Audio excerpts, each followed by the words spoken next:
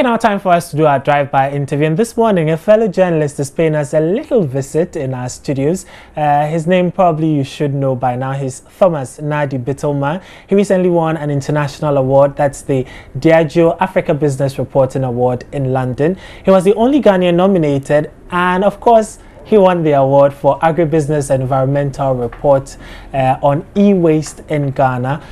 This interview also comes at an opportune time given yesterday's train collision with a truck full of scrap metal. Although that incident is not at the heart of the issue of dealing with e-waste in the country, it is certainly symptomatic of the bigger problem. So Thomas joins us in the studio this morning. Good morning to you, Thomas, and thanks for joining us. Good morning. Thanks and let me say me. Congratulations also on your award. Thank you so much. Okay, so you've almost become like a, do I say an e-waste expert? Okay. Yeah. Okay. Yeah, I've done a lot of work in that area. So. Yeah, and scrap metal also somewhat ties in into e-waste. How big an issue is this e-waste and scrap issue in the country? Yeah, e-waste is a very big problem in Ghana because of the health and environmental implications. It has to do with how electronic waste is disposed. Because of the crude method used at the scrap yards, they burn, they emit toxic fumes, and most of these things get into the atmosphere and on the ground. So those are the e-waste people who... Yes. That's how they... These are the scrap dealers. The scrap dealers. Yes, they don't have the technical know-how and they don't have the tools to be able to extract what they need without necessarily endangering their health and the environment. So they use very crude methods. And one of them is by burning. And as they burn, they emit toxic fumes, which is very harmful to human health and the environment. So that is where the danger lies. And currently, we don't have any law in Ghana regulating the importation of e-waste into the country. It's very expensive, and there are stricter laws in the developed world controlling the disposal of electronic waste. So most of the manufacturers see developing countries as a dumping site, especially Ghana and Nigeria. So they ship some of these things in under the guise of donation to charity or as second-hand goods. And because we don't have any law regulating some of these things, they just come into the country. Why do you think we become a preferred dumping site, if I can put it that way? Is it because we often tend to love the second-hand stuff or cheap stuff? Ghanaians have a taste for second-hand products. That's my perception anyway. Okay. Yeah, so I stand to be corrected on this. But what I've seen is that a lot of people like the second-hand goods, electronic gadgets, and they are cheaper, you know. So most people can easily afford that compared to brand new electronic equipment. And you know, technology is advancing, so most of these gadgets, mobile phones, are fading out quickly. So they create stockpiles of e-waste. Apart from the local ones that we generate, the others that also come into the country compound the problem. So even with our normal waste, you know how difficult it is to deal with that. How much more e-waste, which is even a global problem. It's a serious global problem. So they just dump those things. Ghana signed the Convention on the Control of Transboundary Movement of Hazardous Waste and their disposal in 2005. And what have we done with that? We just signed the laws and we don't implement them. But talking about a local law to deal with the e-waste, no, we don't have that. And that is the biggest challenge that we have. And looking at the debilitating effects of e-waste, the burning of e-waste on the environment and human health, I think we need to consider this issue seriously. One, because most of the products and the computer materials that they burn are environmentally persistent. So once they enter the soil, they remain there forever. So it's not good for our environment. And animals feed there. We have a water body close to the guys who burn. And health-wise, it has serious implications on the nervous system, the immune system, and brain development in children. And you have very young children engaged in this kind of activities. Okay, but what did you find out when you were doing this story? What did you discover? What did you understand from the guys engaged in the trade, why are they doing it? Is it that they are not aware of the implications on the environment? And because look at the thick smoke, for instance, from their burning of the sun. Is it that they don't know the implications this has on the environment and their lives? When you interview some of them, or when you talk to some of them, they will tell you that we fall sick every day. We know it is harmful, but we cannot stop it because that is our means of livelihood. So they actually are aware. They are aware because they fall sick. It affects them, and they are aware. They are aware because I remember one of the guys I interviewed who had moved from the informal sector, the scrapyard, to a formal sector, Ewaste Recycling Limited, a company that is into e-waste in Ghana, just a new company. He was telling me his experience that he almost fell sick every day because of the repeated exposure to toxic fumes. So that is how serious it is. And that is it. And the most shocking revelation is that the vegetables that we consume are polluted. Some vegetables are cultivated around that area. And you know, we have Agbogbloshie market. Yeah. Around that area too, where they sell a lot of vegetables. So as they burn, the toxic fumes settle on the vegetables that they sell at the market.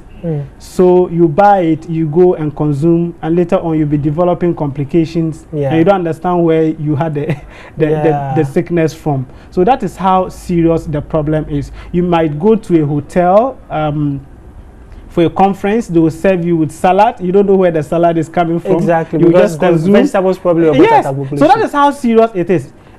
We sitting in the studio, we may think that it's not affecting us, but I tell you, you cover a lot of events. You go for news conferences, you go for workshops and other things. They might serve you with food and you may not know where the vegetables are coming from. You will end up endangering your life. So it affects everybody. So we all need to put our hands on deck to ensure that we solve this e-waste monster. But you were not, environmental journalism wasn't your main field before you did the story, was it? No. So what prompted you to do the story then? Well, I'm interested in social issues. I believe that journalism should impact life. Journalism should change society, make society better for all of us to live in. So I do a lot of social stories. I was actually following a story in a slum called Sodom and Gomorrah, the plight of children in that slum, looking at education.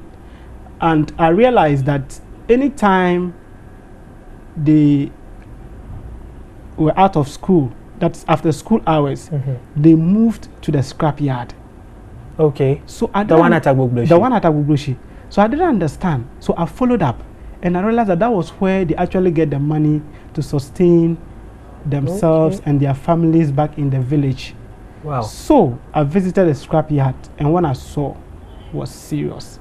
So I decided that I would do something about it. I'll do a comprehensive piece on it and let the world see what is happening in Ghana regarding e-waste. And today it has won you the Diageo Africa Business Reporting Award. We thank God for that. I never really expected that, or when I was doing the story, it didn't occur to me that one day I'll get an award for it. I was just doing it for Mother Ghana, at least for the international community and for Ghanaians to see what is happening and for policymakers to see the seriousness of the issue and address the problem. And there were just 2 Africans who won the award that day. Yes. It was you and a Nigerian reporter. 2 Nigerians, rather, reporters. Yeah. How did you guys do it? Wow. Because you were facing competition from the CNN reporters, from the BBC reporters. I saw Zainab Badawi of BBC. She's a member of the trust for the awards. Yeah.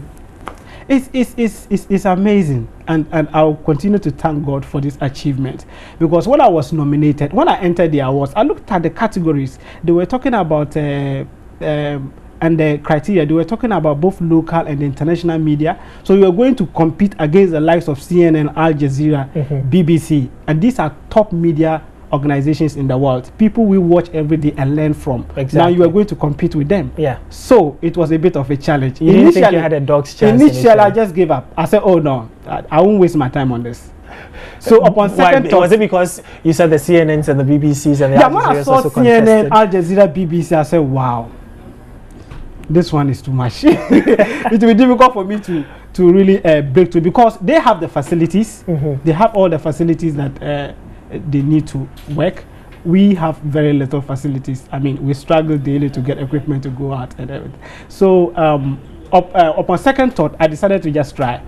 And then surprisingly, I was nominated. I said, wow, once I've been nominated, then it means that my piece is really good, because out of over 1,000 journalists across the world, if I'm nominated, then it means that my piece is really good. And Zainab Badawi, as you mentioned, is one of the judges, he's a member of the judging panel that chose my piece.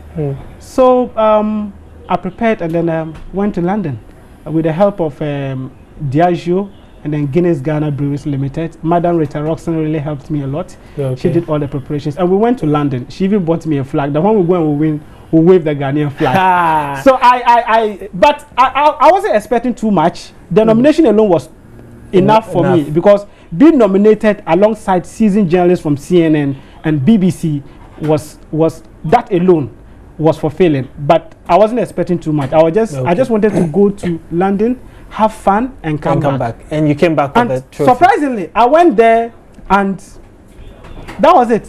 I won. Zainab Badawi sat by me, and then she looked at me and mentioned my full name and the station I was coming from. And I said, wow, if this woman can remember my name, my details and everything, then it means that something interesting is happening.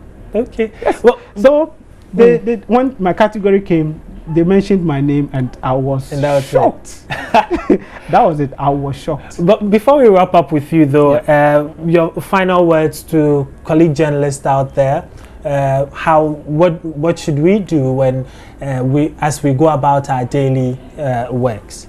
Well, what I just want to say is that it looks like in Ghana here, our attention is so much on politics. Politics is good, but there are other pressing social issues that we need to consider, like Ewaste, other health issues. A lot of social problems are confronting this country, and it looks like we've downplayed those issues. So we as journalists should also focus more on those areas, because it will help all of us. Okay. Yeah, and I think that Ghanaian journalists are good. What I've just won shows that we equally have good material in Ghana. Exactly. I mean, Joy FM, your reporters are doing very well. So I think that we shouldn't say that because we are from a developing country, or because of the facilities we have, we can compete with the CNNs and the BBCs and the Al Jazeera. We can match them boot for boot. You understand? So what I just want to tell my colleagues, whatever you are doing, you may not know where it will end. Yeah. So do it to the best of your ability. For all you know, it might end you an award like this. And I would just like to thank a few people who have had so much impact. We're running out of time, but I'm sure you can just say a big thanks to all those who supported you. I'll just say a big thanks to all those, and one person who motivated me a lot to go into journalism, that's Achampon Samuel.